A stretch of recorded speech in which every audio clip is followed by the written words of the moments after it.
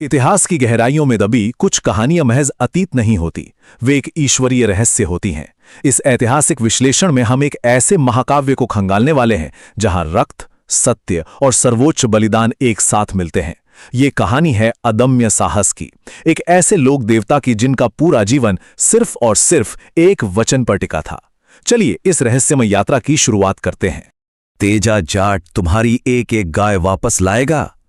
इस एक वाक्य में असीम आध्यात्मिक ऊर्जा और गूंज छिपी है। ये कोई साधारण वादा नहीं था, बल्कि एक ऐसी प्रतिज्ञा थी जिसने नियति के पन्नों पर एक अमर गाथा लिख दी। एक ऐसा वचन जिसकी कीमत प्राणों से भी बढ़कर थी। भाग 1, जन्म और ईश्वरीय वरदान। आइए सीधे इस महाकाव्य की शुरुआत में चलते हैं।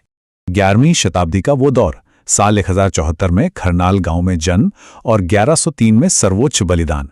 ये सच में सोचने वाली बात है कि मात्र 29 वर्ष का ये एक बेहद संक्षिप्त जीवन था, लेकिन इस छोटे से कालखंड में जो कुछ भी हुआ उसने इतिहास की धारा को हमेशा हमेशा के लिए बदल कर रख दिया। इस चमत्कार की शुरुआत हुई माता रामकुमारी की अटूट तपस्या से। विवाह के 12 साल बाद भी जब उन्हें संतान की प्राप्ति नहीं हुई तो उन्होंने गुरु मंगलनाथ के मार्गदर्शन में त्योत के घने जंगलों में नागदेव की घोर आराधना की। पूरे 12 वर्षों की इस कठिन तपस्या के बाद जो चमत्कार हुआ वो था तेजाजी और उनकी बहन राजल का जन्म। एक जाट परिवार में जन्मा ये बालक मानो सीधे उस ईश्वरीय शक्ति का ही साक्षात प्रमाण था।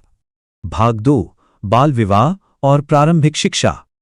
अब यहाँ जो घटना घटती है वो बेहद दिलचस्प है। पुष्कर में तेजाजी जो उस वक्त मात्र 9 महीने के थे और पेमल जो केवल 6 महीने की थीं, उनका बाल विवाह तय हुआ। लेकिन एक मासूम सी घटना कैसे रातों रात खूनी दुश्मनी में बदल गई, ये देखिए। पेमल के मामा खाजू काला के देर से पहुंचने और कुछ पुरानी रंजिशों के कारण एक भयंकर विवाद खड़ा हो गया। नतीजा, खाजू काला उस लड़ाई में मारा गया और वहीं पेमल की माता बोधिलिया ने एक कठोर प्रण ले लिया कि वो अपनी बेटी को कभी तेजाजी के घर नहीं भेजेगी। दुश्मनी की ये आग अब पूरी तरह धधक उठी थी। लेकिन इस अंधकार में पृष्ठभूमि के बीच भी तेजाजी का चरित्र एक प्रकाश स्तंभ की तरह निखरा। बचपन में ही उन्होंने एक मेघवार बालक पांचू को एक पुजारी के कोप से बचाया और ये साबित कर दिया कि ईश्वर हर प्राणी में बसता है। फिर उन्हें लाखा बंजारे से वो प्रसिद्ध सफेद घोड़ी मिली लीलन, जो आगे चलकर उनकी आत्मा की सच्ची साथी बनी। मात्र 16 वर्ष की आयु में अपने गुरु मंगलनाथ और परिवार से युद्ध कला सीखकर इस युवा योद्धा ने अपने गांव खरनाल को लुटेरों के आतंक से पूरी तरह मुक्त करा दिया। भाग 3, वचन और गौरक्षा का संकल्प। अब कहानी एक बहुत ही अहम मोड़ लेती है। एक दिन अचानक भाभी के एक तीखे ताने ने तेजाजी के हृदय को अंदर तक भेद दिया। उस एक ताने ने उन्हें अपनी पत्नी पेमल को वापस लाने के लिए प्रेरित किया। बिना किसी खतरे की परवाह किए वो अपनी प्रिय लीलन पर सवार होकर पूरी तरह से अकेले उस पनेर गांव की ओर निकल पड़े जहां हर तरफ उनके दुश्मन घात लगाए बैठे थे। और पनेर पहुंचने पर क्या हुआ? छल और कपट ने उनका स्वागत किया। उनकी सास बोधलिया ने एक बहुत गहरा षड्यंत्र रचा। उसने अपने धर्म भाई कालिया मीणा के साथ मिलकर पेमल की सहेली लाछा गुर्जर की सारी गायें चुरानी। जब लाछा रोती बिलखती हुई तेजाजी के पास मदद के लिए आई तो तेजाजी से वो पीड़ा देखी नहीं गई। और ठीक यहीं उन्होंने वो ऐतिहासिक वचन दिया जिसने उनके जीवन की अंतिम दिशा तय कर दी। और ये घटना उनकी नैतिकता के सर्वोच्च स्तर को बहुत ही शानदार तरीके से दर्शाती है। जब वो गायों को बचाने जा रहे थे तो रास्ते में उन्होंने आग में जलते हुए एक नाग को बचाया, लेकिन नागराज उल्टा क्रोधित हो उठे और उन्हें डसने की धमकी दी। कोई भी कल्पना कर सकता है कि ऐसे में कोई और होता तो प्राण बचाकर भाग जाता, लेकिन तेजाजी ने नागराज को वचन दिया कि अपना कार्य पूर्ण करने के बाद वे स्वयं लौटकर नागदंड स्वीकार करेंगे। मृत्यु को दिया गया ये कैसा आमंत्रण था। भाग 4, भीषण युद्ध और विजय। अब आते हैं उस महासंग्राम पर।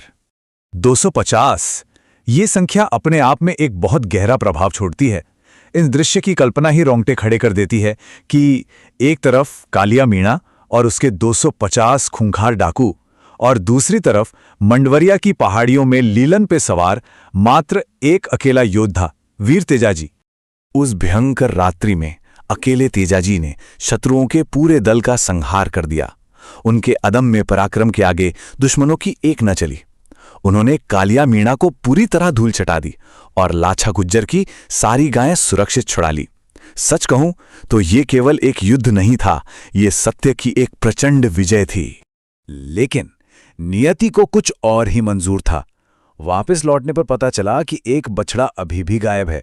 अब तेजाजी कोई अधूरा काम छोड़ने वालों में से तो थे नहीं। वे फिर से निकल पड़े, लेकिन इस बार नरवर की पहाड़ियों में कालिया और बालिया ने धोखे से छुपकर उन पर एक और जानलेवा हमला कर दिया।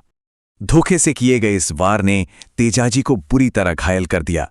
उनका शरीर लहूलुहान था, लेकिन उनकी आत्मा बिल्कुल अपराजित थी। उन भयंकर और प्राणघातक चोटों के बावजूद उन्होंने दोनों विश्वासघातियों का वध किया और उस आखिरी बछड़े को भी सुरक्षित वापस ले आए। मिशन पूरी तरह से कामयाब हुआ, वचन पूरा हुआ, लेकिन इसकी कीमत बहुत भारी थी। भाग 5 नागदंश और सर्वोच्च बलिदान। अब हम इस गाथा के सबसे भावुक क्षण की ओर बढ़ रहे हैं। एक घायल शरीर और एक अटूट इच्छा शक्ति के बीच का ये अंतर सच में स्तब्ध कर देने वाला है। युद्ध में उनका शरीर इस कदर छलनी हो चुका था कि उस पर सुई की नोक के बराबर भी ऐसी जगह नहीं बची थी जहां घाव ना हो। फिर भी सिर्फ अपने वचन की खातिर वे नागराज के पास पहुंचे और मांग की कि नागराज अपना वचन पूरा करे और उन्हें डसें। यह एक ऐसा अलौकिक क्षण था जहां स्वयं नागराज भी उस पवित्र और लहूलुहान शरीर को देखकर ठिठक गए। वे इतने महान प्राण को डसना ही नहीं चाहते थे, लेकिन तेजाजी के हठ के आगे देवताओं को भी झुकना पड़ा।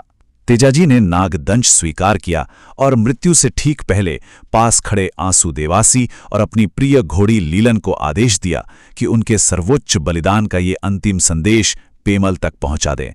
भाग 6 अमर लोक देवता वीर तेजाजी। इसके बाद जो हुआ वो बहुत ही हृदय विदारक था।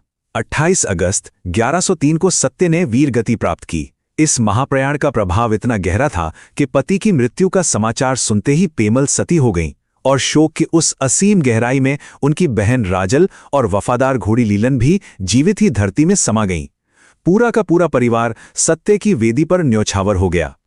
आइए देखते हैं कि ये ऐतिहासिक महाप्रयाण आज की आस्था से कैसे जुड़ता है। तेजाजी मात्र इतिहास के पन्नों में दर्ज एक योद्धा बनकर नहीं रह गए, वे एक लोक देवता बन गए। राजस्थान और पूरे भारत में आज उन्हें सत्य, वचन पालन, अदम्य साहस और जीव दया के सर्वोच्च प्रतीक के रूप में पूजा जाता है। उनका नाम आज भी रोम रोम में एक दिव्य ऊर्जा भर देता है। इस विश्लेषण के अंत में यह गाथा एक बहुत बड़ा और गहरा प्रश्न छोड़ जाती है।